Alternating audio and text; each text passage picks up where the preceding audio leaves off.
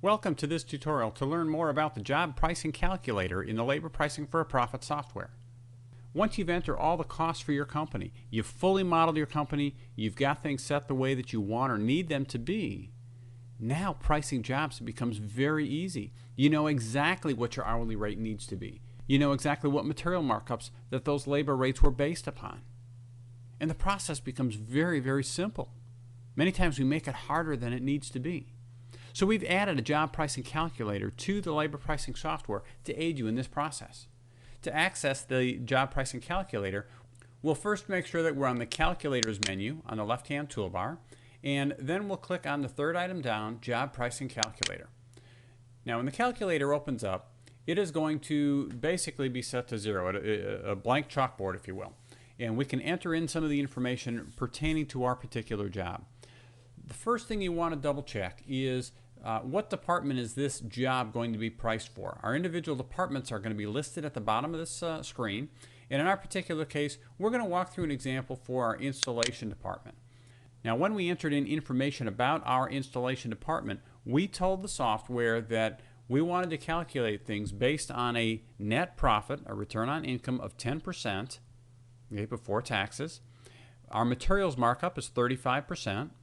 And for any subcontractors, we mark that up 20%. Now these just simply pulls this information out of the database from what you keyed in earlier. You do have the flexibility of changing it on a job-by-job basis in the job pricing calculator. So we'll simply click on the installation department to make sure that that's the defaults that we're going to select. Now up on the top half of this screen, we can see that it's first going to ask us for the number of hours to complete this job. If it's a new construction job and it's going to take us 40 hours total to complete it, we can enter in 40 hours in this box. In the materials cost box, we simply enter in the total cost of all the materials we're going to use on the job itself. So in our particular case, the total materials cost is going to run us, we'll say $5,322. We'll enter that in. Again, it's going to assume the materials markup from the setup that we had done earlier in the software itself. So that's going to stay. We'll leave it at 35% at this point in time. Subcontractors, do you have any subcontractors on this particular job? If you do, what is their invoice to you going to be? And in our case, we won't have any subcontractors, and so the subcontractor markup doesn't matter here.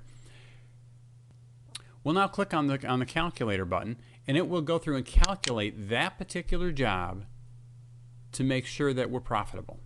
So let's take a look at what our job pricing calculator is telling us. First off, based on having a return on income of 10% and a 35% markup on our parts, in order to do that company-wide, we would need to charge $53.99 per hour in our installation department to hit those numbers overall. Now on this particular job, if we charge $53.99, our quote to the customer is going to be $9,345. If we price it at that and sell the job there, we will make $1,892, and on this particular job that will net us a 20.2%.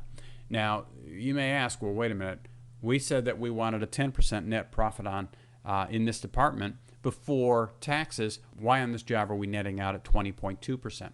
The reason for that is because this particular job had more materials costs than the typical job that we did out there. This additional 35% profit that you're marking up materials offsets the cost of some of our overhead. And in this particular case, it's offsetting enough overhead to where it's actually increasing the margin that we're making on this particular job. If we still wanted to hit that 15% target, we can simply scroll down and we could see that we could actually price this job out at $8,785, which in turn would net us a profit of $1,332. So we could price it out that way. Now, one of the things that I want you to look at is the impact that those materials has on our overall labor pricing. If we get that job where the customer is telling us, well, wait a minute, we'll provide all the materials, you just install it for us. Now let's go back and take a look at that scenario. Keep in mind, this job priced out at $9,345. If we do nothing more than take out the materials on this job and recalculate it, that same $53.99 is only going to net us a 1.3% net profit. In other words, we're going to do this 40 hours of work and we're going to clear $29. That's assuming we get it done in the 40-hour time frame. That's the impact that the materials markup had on this particular job. Now again, if we want to start over, price out a new job, we just simply go back up to the top of our calculator, put in our new parameters, and enter in the information that we need for that particular job, and click on the calculator again. It will automatically reprice it out. But again, it's going to assume it's going to have our starting point at that current labor rate that we calculated we needed to have to hit the targets in our overall company, not job by job. This concludes this individual tutorial. I would recommend that you watch the other tutorials to learn more about the other aspects of the labor pricing software, as they give you the information that you need to run your company profitably.